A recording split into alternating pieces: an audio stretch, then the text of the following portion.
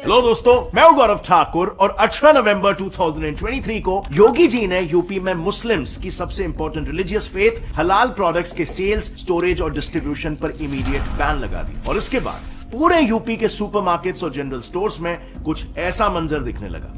हर जगह पर food departments की रेड्स। अब ऑलरेडी यूपी में इस पॉलिसी के खिलाफ विद्रोह होना शुरू हो चुका था कि इसके सिर्फ 6 दिनों बाद 25 नवंबर 2023 को योगी जी ने तेलंगाना के चुनाव प्रचार में पब्लिकली ये ऐलान कर दिया कि अगर बीजेपी तेलंगाना में इलेक्शंस जीत कर आती है तो वो 2 मुख्य बदलाव लाएंगे।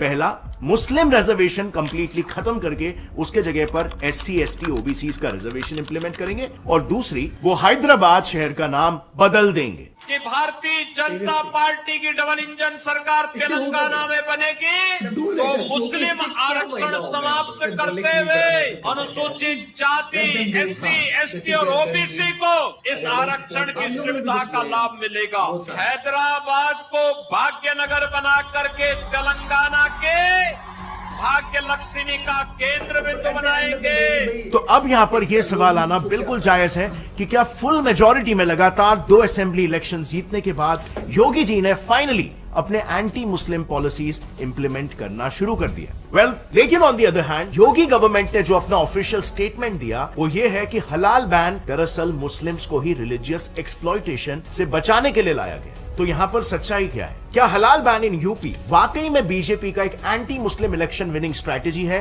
या फिर इसमें एक्चुअली कहीं ना कहीं हमारे मुस्लिम भाइयों की भलाई छुपी है? इस सवाल का जवाब ढूंढने के लिए फ्रेंड्स हमें डिटेल्ड एनालिसिस करना पड़ेगा, इंट्रिकेसीज को समझना पड़ेगा कि हलाल इंडस्ट्री काम कैसे करती है and at the same time क्या योगी गवर्नमेंट पर ऐसे कोई कंपल्शंस है कि उन्हें ये एक्शंस लेना पड़ रहा है। सो पूरा मुद्दा एक ब्रॉड पर्सपेक्टिव में जब आप समझोगे तब आपको समझ में आएगा एक्चुअली में कि क्या ये डिसीजन सही था या गलत। सो हैविंग सेड दैट, मुझे बिल्कुल भी प्रूफ करने की जरूरत नहीं है कि योगी जी के पहले की कई सारे पॉलिसीज को लो की एंटी मुस्लिम माना गया। जैसे कि 2017 में जब योगी जी पहली बार यूपी के सीएम बने थे तो उन पर यह आरोप लगा कि वो मुस्लिम्स के लाइवलीहुड और हिस्ट्री दोनों पर अटैक कर रहे हैं, क्योंकि 2017 में ही उन्होंने स्लॉटर हाउसेस को बंद करवाया था। अब बेशक उन्होंने इलीगल स्लॉटर हाउसेस को बंद करने का ऑर्डर दिया था, लेकिन इसमें एक मैसिव कंट्रोवर्सी इसीलिए छाई क्योंकि गवर्नमेंट फोर्स से पहले स्लॉटर हाउसेस को बंद करा रही थी और फिर डिसाइड कर रही थी कि वो हाउसेस लीगल है या नहीं। इसके बाद अगले साल 2018 में 2 प्रोमिनेंट सिटीज इलाहाबाद और फैजाबाद का नाम बदलकर प्रयागराज और अयोध्या कर दिया। इसके अलावा योगी जी ने पब्लिकली अनगिनत प्रो हिंदू बहुत सारे स्टेटमेंट्स दिए हैं और उसमें से कुछ तो बॉर्डर लाइन कॉन्ट्रोवर्शियल भी रहे और इसीलिए इन पॉलिसीज और कॉन्ट्रोवर्शियल स्टेटमेंट से उनका एक एंटी मुस्लिम इमेज फ्रेम ही हो रहा था कि 2023 में योगी गवर्नमेंट ने एक और एक बड़ा बॉम्ब गिरा दिया, द हिस्टोरिक हलाल मीट बैन इंप्लीमेंट करवा के, और वो भी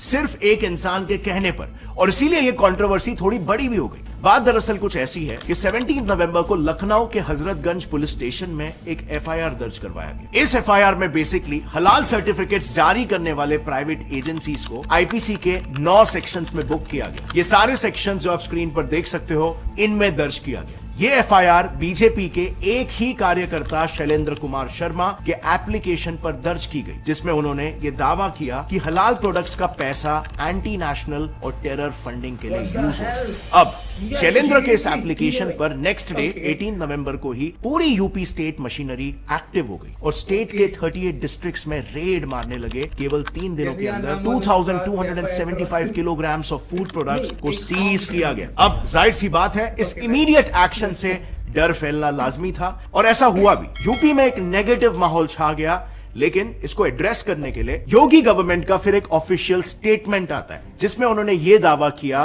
कि यह पॉलिसी सिर्फ और सिर्फ मुस्लिम्स के फायदे के लिए लाई गई है। एक्चुअली योगी गवर्नमेंट का ऐसा मानना है कि प्राइवेट कंपनीज मुस्लिम्स के रिलीजियस सेंटिमेंट्स को इकोनॉमिकली एक्सप्लॉइट करने के लिए ये स्कैम कर रही है। और साथ ही उनका कहना यह भी था कि कंपनीज हलाल प्रोडक्ट्स और मुस्लिम्स दोनों को इतना इंपॉर्टेंस इसीलिए दे रही है क्योंकि ये दोनों ही उनके नेक्स्ट बिग कंज्यूमर्स होने वाले हैं। यही कारण है कि कंपनीज अपने हर प्रोडक्ट्स पर हलाल सर्टिफिकेट्स लगा रही है जिसकी जरूरत भी नहीं है। यहां तक कि बाबा रामदेव जी की पतंजलि को भी अपने प्रोडक्ट्स को बेचने के लिए उन्हें भी जमायत उलेमा ए हिंद से हलाल सर्टिफिकेट्स लेने पड़ रहे हैं। अब फ्रेंड्स, पर्सनली जब हमने इस पर रिसर्च किया तब हमारे सामने ये बात आई कि हलाल वाकई में एक बहुत बड़ी इंडस्ट्री बन चुकी है जो और किसी को नहीं बल्कि मुस्लिम्स को ही सबसे ज्यादा लूट रही है। और इसे प्रूव करने के लिए हमारे पास काफी सारा डेटा भी है जो मैं डेफिनेटली बताना चाहूंगा। बट नॉट ओनली मुस्लिम्स, इस वजह से जो एक्स्ट्रा लागत कंपनीज को लग रही है ये सर्टिफिकेट्स लेने के लिए, उस वजह से प्रोडक्ट्स का जो फाइनल प्राइस बन के आ रहा है वो नॉट ओनली मुस्लिम्स को but also Hindus and other religious consumers को भी इफेक्ट कर रहा है। सो ऑल इन ऑल,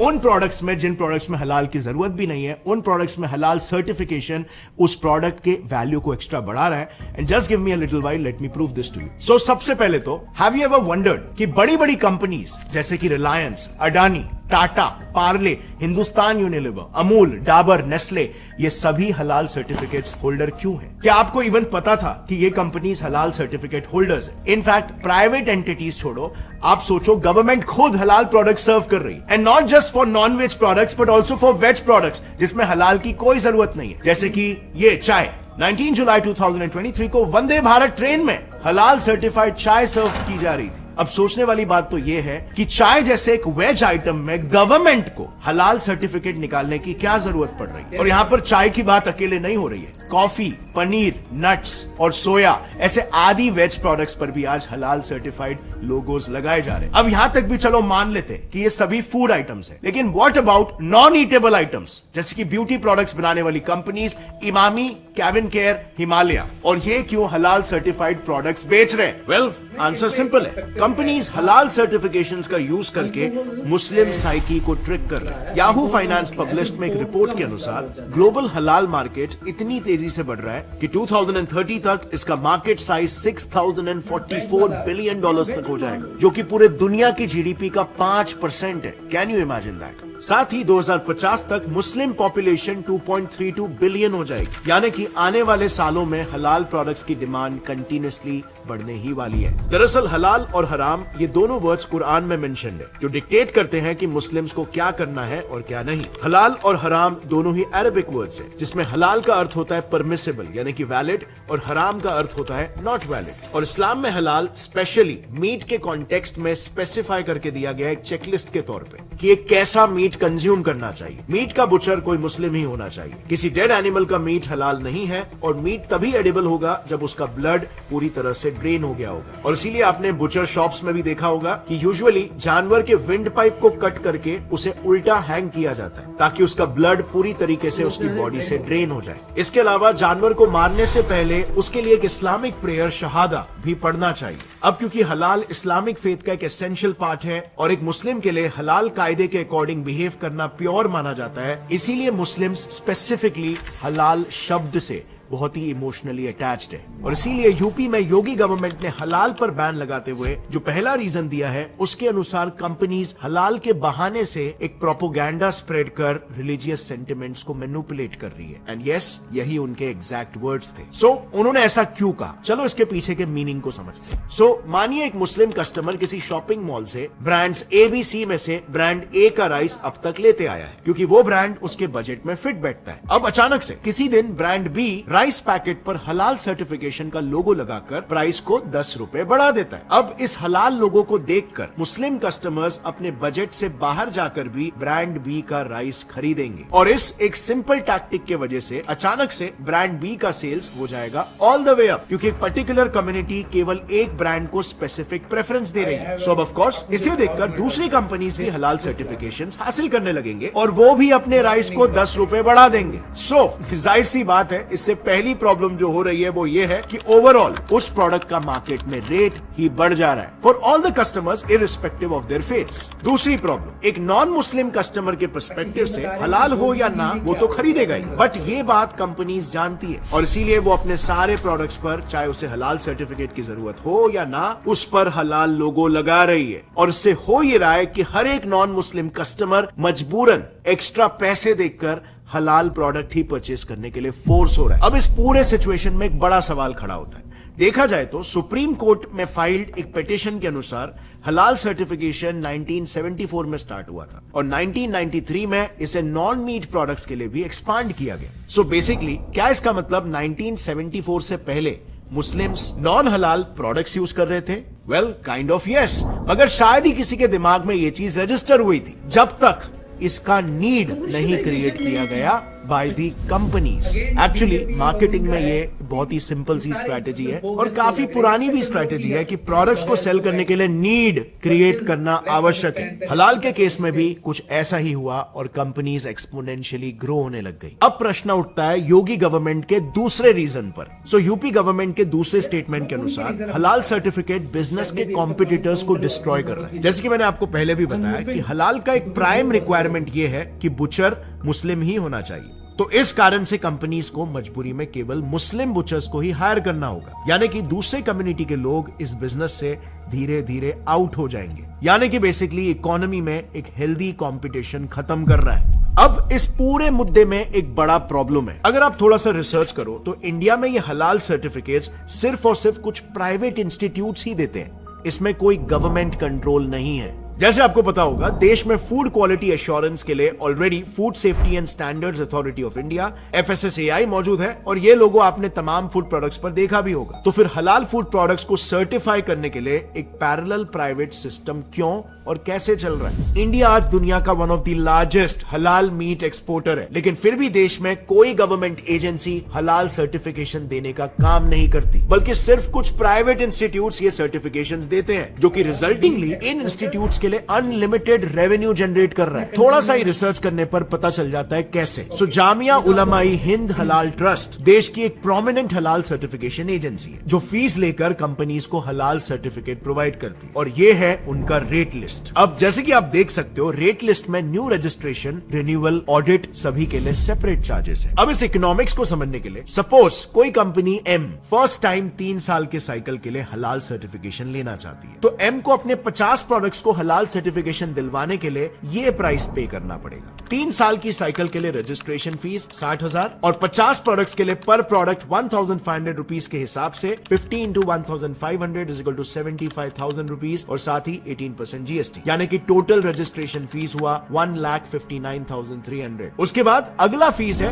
हलाल लोगो प्रिंटिंग, जिसका प्राइस है 20,000 प्लस 18% GST पर ईयर। सो एग्रीगेट करके 3 साल के लिए हलाल लोगो प्रिंटिंग के चार्जेस 70,800 रुपीज हो जाते हैं। अब ऑब्वियसली बिना ऑडिटिंग के तो काम होगा नहीं, तो अगर 4 ऑडिटर्स की टीम कंपनी M में 2 दिनों का साइट इंस्पेक्शन करती है, जो कि मैंडेटरी है, तो उन्हें 2,000 पर डे पर मैन के हिसाब से ऑडिटिंग चार्जेस 16,000 रुपीज भरना होगा। सो इन सभी चार्जेस का ग्रैंड टोटल हो जाता है 2,46,000 रुपीज। अब M जैसी कंपनी जिसके पास 50 प्रोडक्ट्स है, वो लगभग 1.5 लाख रुपए फीस केवल हलाल सर्टिफिकेशन के लिए पे कर रही है। सोचिए देश में ऐसी कितनी कंपनियां हैं, और कितनी कंपनियां तो ऐसी है जिनके प्रोडक्ट्स 50 से भी कहीं ज्यादा है। वो सब मिलकर कितना प्राइस हलाल सर्टिफिकेशंस के लिए पे कर रहे हैं। और अब कंपनीज मार्केट में क्यों है? मुनाफा कमाने के लिए। वो कंपनियां ये फीस अपने जेब से नहीं भरने वाली है, लास्ट में एंड कंज्यूमर ही इसे चुकाने वाला है, जो कि हम है। And here I am talking about Muslims, Hindus,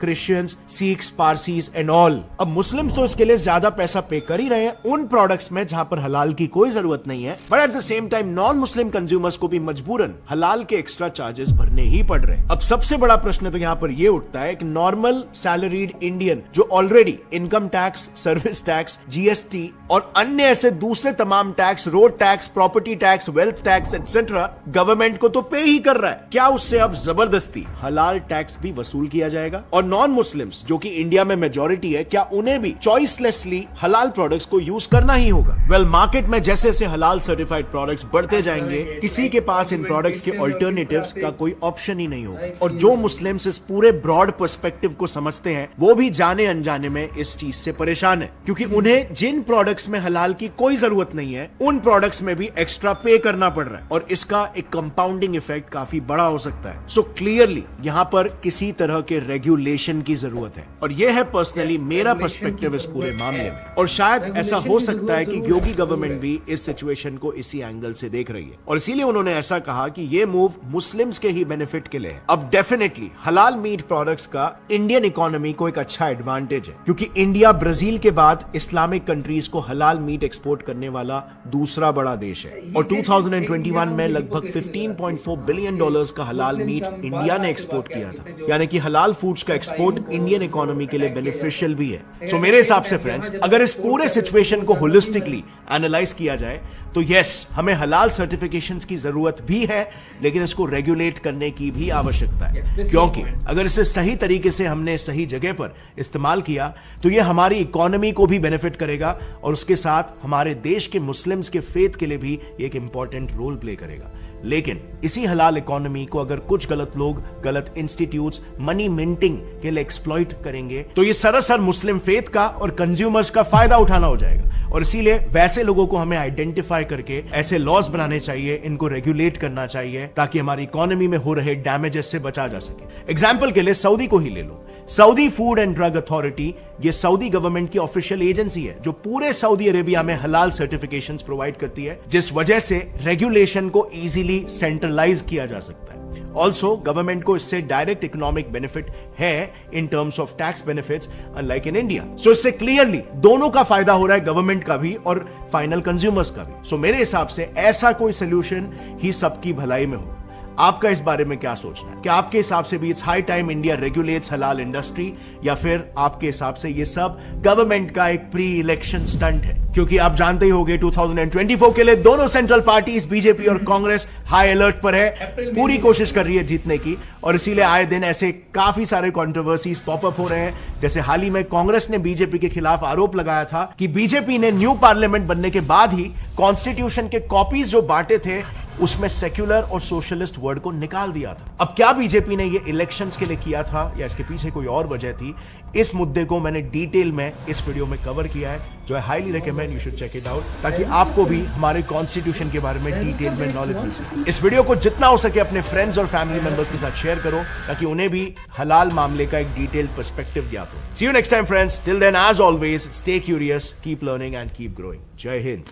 जहां पर कहते हैं ना इल्म और अकल एक साथ चलते हैं, वहां पर ऐसे चोर डाकुओं का सफाया बहुत ज्यादा जरूरी है। मैंने भी जब हेडलाइन पर मैंने कहा हलाल फूड बैन, मतलब ये क्या मुसलमान तो हलाल फूड खाते हैं, मतलब हमें भी इस तरह से मैनिपुलेट किया गया। इंडिया की क्या बात करते हैं, पाकिस्तान से सबसे पहले शुरू करते हैं। ये मुल्क मुसलमानों का है, और आज की अगर मैं बात करूं तो 99% यहाँ पर कौन है जी, मुस्लिम है। हमारे भी हर प्रोडक्ट के ऊपर हलाल का टैग है भाई। हमें हलाल और हराम की क्या, जो मुल्क की, जैसे इंडिया में तो चलो मुस्लिम भी है, नॉन मुस्लिम भी है, चलो वहां पे तो समझ आ जाए। लेकिन एक मुल्क सऊदी अरब में जाके देख लो, उधर भी प्रोडक्ट पे लिखा हलाल साबुन, हलाल चाय, हलाल पत्ती, अब तो नेल पेंट्स भी हलाल आने लगे हैं। तो ये देखिए योगी आदित्यनाथ जी इसलिए लोगों के बहुत फेवरेट हैं, उन्होंने उस चीज पे काम किया जो कि काफी टाइम से इग्नोर की जा रही थी। उन्होंने कहा कि हलाल सर्टिफिकेट लेके मीट पे छापते थे, इस पे छापते थे, उस पे छापते थे, और इससे प्राइस इनकी बढ़ती है। जब प्राइस बढ़ती है तो जो नॉन मुस्लिम उसको हलाल और हराम से फर्क नहीं पड़ता, उसने प्रोडक्ट लेंगे, चावल है। अब एक सनातनी को हलाल और हराम के चावल, वो ये कह रहे कि चावल है मैंने खाने, लेकिन मुसलमानों के दिमागों में डाला जाता है ये हलाल। अगर देखा जाए तो चावल का हलाल और हराम से क्या ताल्लुक, आलू का हलाल और हराम से क्या ताल्लुक, पत्ती का है, पत्ते हैं दरख्त, उसका हलाल क्या है, हाँ जो खाए भी नहीं जा रहे। एक्चुअली हलाल और हराम के टर्म सिर्फ मीट से रिलेटेड मुझे जहां तक है समझ आती है कि कौन से जानवर का गोश्त आप खा सकते हो और किसका नहीं, और ये कुरान पाक की टर्म है। उसके बाद फिर कंपनी और उन्होंने कहा कि प्राइवेट कंपनीज और इसका जो पैसा है टेररिज्म में जा रहा है, इलीगल एक्टिविटीज में जा रहा है, उसकी पूरी चेन बन गई। उसको खत्म करने के लिए सब किया जा रहा है कि आप जो भी प्रोडक्ट बेचो